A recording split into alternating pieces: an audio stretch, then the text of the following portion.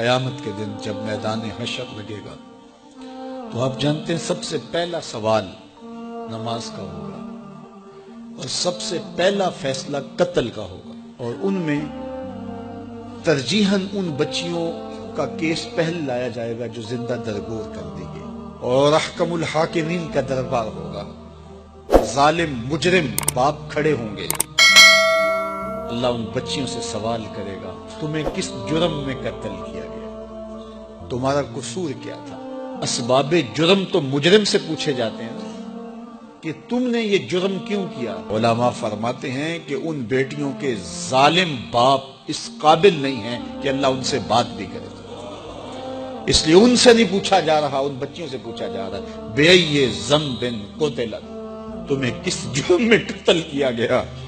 کیا قصور تھا کہ تمہارے ظالم باپ تمہیں زندہ درگور کر گئے؟ میں کل سے یہ سوچ رہا ہوں کہ ایک عدالت تو ان بچیوں کی لگے گی اور ایک اور عدالت لگے گی جس میں زینب بھی کھڑی ہوگی، اور اللہ زینب سے بھی پوچھے گا کہ 7 سال کی معصوم شہزادی جس کی زندگی نوچی گئی، جس کی آبرو نوچی گئی، اور پھر تمہیں قتل کر کے کوڑے میں پھینک دیا گیا، تیرا کیا جرم تھا کہ ظالم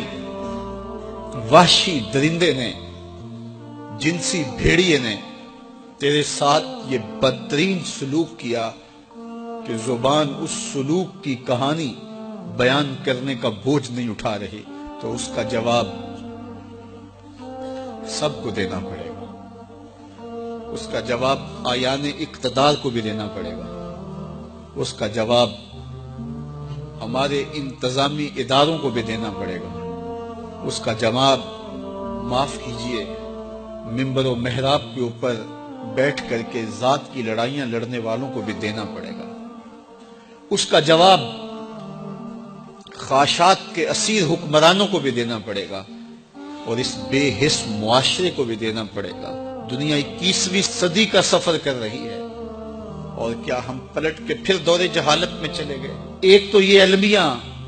کہ 7 سال کی معصوم کلی مسل دی گئی، لیکن دوسرا المیہ میرا یہ ہے کہ وہ جو جنسی درندہ وحشی بھیڑیا 7 سالہ بچی کو اپنی ہوس کا نشانہ بناتا ہے، وہ چھانگا مانگا کے جنگلوں سے نکل کر آیا ہوا کوئی جانور تو نہیں تھا، وہ کسی بل سے نکلا ہوا سانپ تو نہیں تھا، وہ اسی معاشرے کا فرد تھا، اس کو کسی ماں نے جنم دیا، کسی باپ کی آغوش تربیت میں رہا، کسی درس گاہ میں بھی گیا ہوگا، اس کے دوستوں کی بھی ایک سوسائٹی ہوگی، اس کے گھر کے قریب کوئی مسجد ہوگی جہاں کبھی کبھار وہ خطبہ جمعہ کے لیے شاید چلا جاتا ہو۔ کیا ان میں سے کوئی ایک بھی نہیں تھا جو اس کو درندہ بننے سے روک کے انسان بنا دیتے؟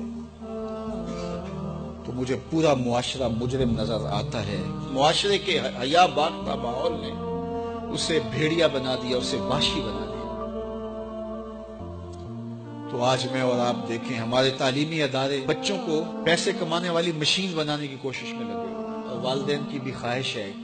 کہ ڈاکٹر بنے تو پیسے زیادہ کمائے گا یا انجینئر بنے تو پیسے زیادہ کمائے گا۔